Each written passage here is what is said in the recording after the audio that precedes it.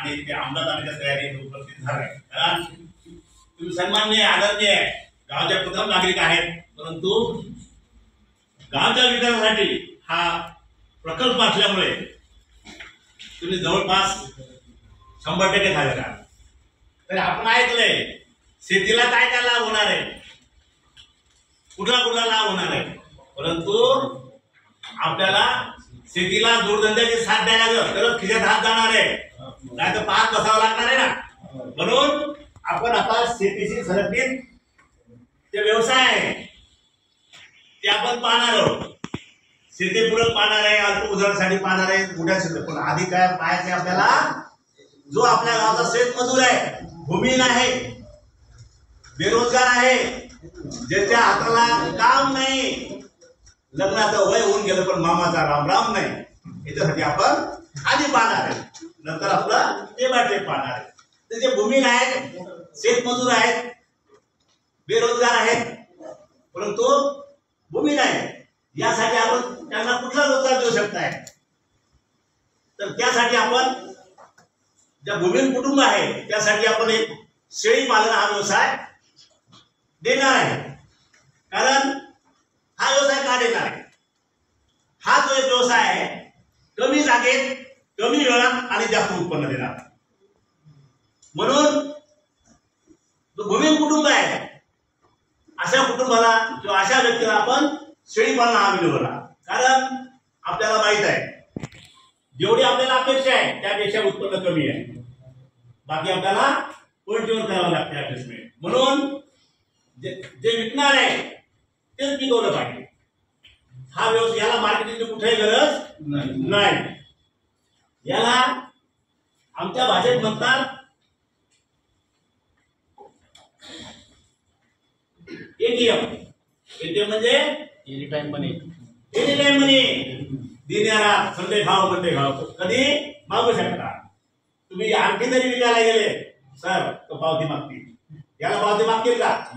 म्हणून भूमिहीन माणसासाठी आपण हा विषय निवडला, त्याला शेळी पालन द्यायचे आणि बजेटमध्ये त्याच्या यथाशक्तीवर 10 ते 11 जरी दिले तरी त्याचा उदरनिर्वाह होऊ शकतोय.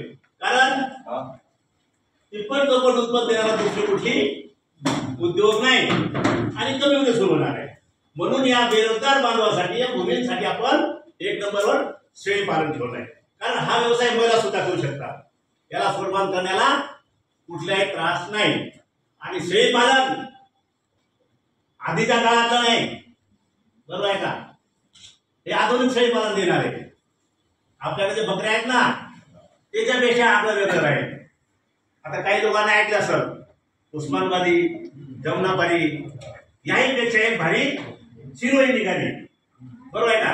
रिसोर्ट मधले आहे ना लोक, डोली लोणार शाळा गेले होते का फॉर्म पाहायला, आहे का मग मामाचा, खरं बोलतो ना.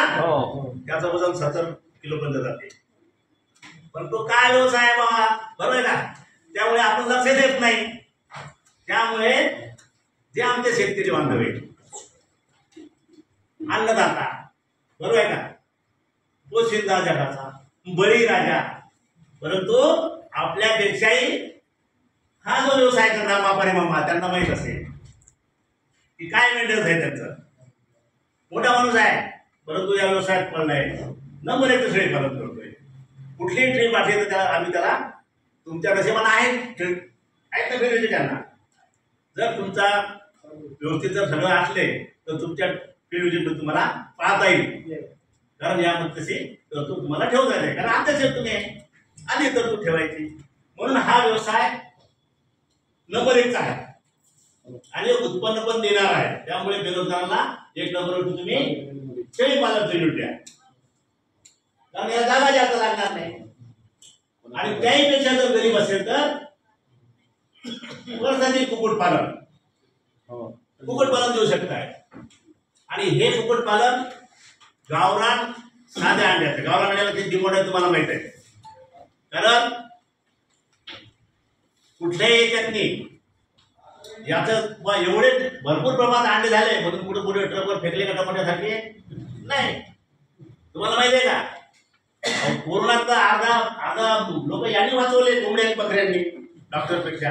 का नाही वाजवले? मालकऱ्यांनी माळा काढला की नाही? मग एवढे व्यवसाय सोडून आणखीन काय करणार? तर भूमिहीन लोकांना तुम्ही शेळी पालन, कुक्कुट पालन आणि कुक्कुट पालन पण आधुनिक राहणार आहे. मग असं नाही शेळी पालन पण बंदिस्त राहणार आहे. सकाराम पाटलाचे शेत खाऊन टाका, 2 पिल्ले देऊन टाक, असं राहणार नाही. हे सगळं शास्त्रीय दृष्टीने राहणार आहे. आणि ज्यावेळेस तुमचे गट होतील त्यावेळेस आम्ही प्रशिक्षण त्यावेळेस तुम्हाला येणार आहे. त्यावेळेस तुम्हाला खुरापासून तर सेफ्टीपर्यंत प्रशिक्षण दिलं जाईल की आधुनिक शेळी पालन कसं असते. आपण ग्रामीण भागातले पुण्यामध्ये 3ऱ्या मजल्यावर शेळी पालन करतात, जिथं शेती नाही, माती नाही, अशा प्रकारचा चारा तयार होता. हायड्रोनिक प्रकारचा जो मक्यापासून चारा तुम्ही टीव्हीवर पाहिला असेल कधी, बगर मातीचा तयार होते. हा, कधी कार्यक्रम पाहिला असेल तुम्ही कृषी कार्यक्रमात. त्यानंतर आधोरा नावाचा एक खाद्य, पौष्टिक खाद्य टॉनिकच्या जागेवरती, तो पण सुद्धा तुम्हाला कसा तयार करायचा त्या ट्रेनिंग तुमच्या प्रशिक्षणामध्ये तुम्हाला प्रॅक्टिकल करून दाखवू. पण या भागात आमच्या बेरोजगारांना जीवनमान उंचावलं पाहिजे. कुठल्या प्रकारे काळाची गरज आहे. काय वडिलांनी शिकवले, वाढवले, स्वप्न पाहिले, परंतु प्रत्येक माणसाला नाही मिळत नोकरी. नोकरी नाही मिळत म्हणजे काय झाले? त्याला नोकरी मिळत नाही, त्याच्या नशिबात नोकर ठेवण्याचे योग आहे, व्यावसायिक बनण्याचे काय, परंतु तो उद्योग जर त्याने स्थापन केलाय, तो काही चमत्कार करू शकते.